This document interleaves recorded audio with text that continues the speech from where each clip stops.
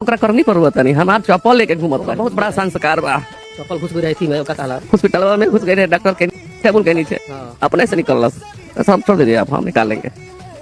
वाह क्या बात है, यही तो संस्कार है पावर स्टार में।